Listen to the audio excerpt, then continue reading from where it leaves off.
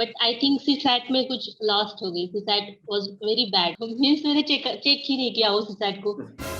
अब और पता है जब सीसैट में भी काम करना है तो फिर क्यों नहीं किया? तो मतलब शाबाशी लेने आए हो यहाँ पे। So hi Prajakta, hello sir. कैसे हैं आप? मैं ठीक हूँ sir. So tell me a little bit about your prep. क्या चल रहा है? कब अटेम्प्ट दे रहे हो आप? पहला दूसरा क्या है? 2022 was my first attempt. Okay. और how much did you score? क्या रहा प्रीलिम्स में? जीएस का बहुत अच्छा था, मींस 70 प्लस।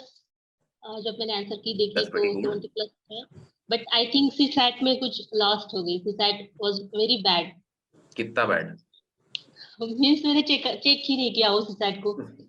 ये see this is also a common problem that I hear from a lot of aspirants is कि इतना तुम्हें खुद से इंप्रेशन आ गया कि ये इतना खराब गया है कि मैं चेक ही नहीं कर रहा या कर रही।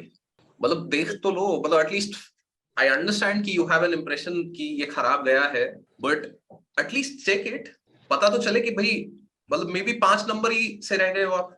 You don't know. या आपको इंप्रेशन है कि मे बी आप 20-25 नंबर से रहे हो, which is probably why you're not checking it, right? या right. But maybe you're only down by 5। मतलब I don't know, मेरे को पता नहीं है क्योंकि मैंने भी चेक नहीं किया। आपको चेक करके बताना पड़ेगा ये मुझे।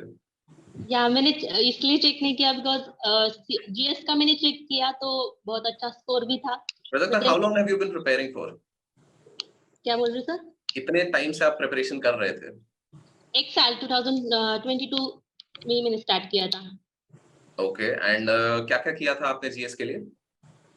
जीएस के लिए जो एनसीईआरटी बेसिक बुक्स, हम्म। स्टैंडर्ड बुक जो भी प्रोवाइड करते हैं, जो भी मैंने देखा है आपने बस टेस्ट उसको दिए थे पढ़ लिया। प्रीलिम से पहले?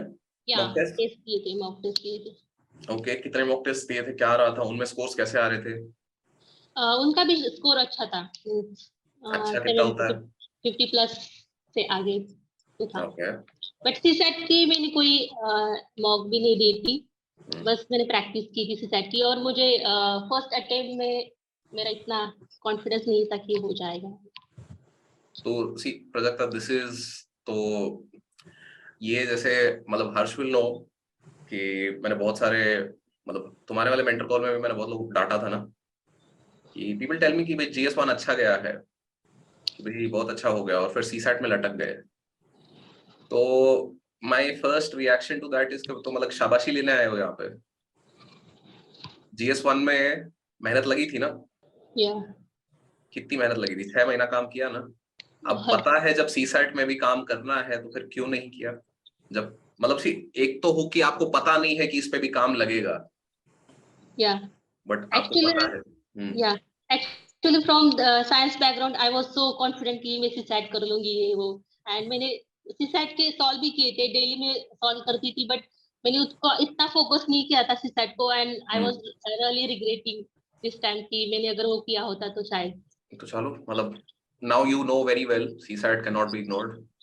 नहीं, अभी मैं यही क्वेश्चन करना चाहती कि सीसैट के लिए मैं किससे अप्रोच करूँ फिर? अभी तक आप क्या कर रहे थे सीसैट के लिए?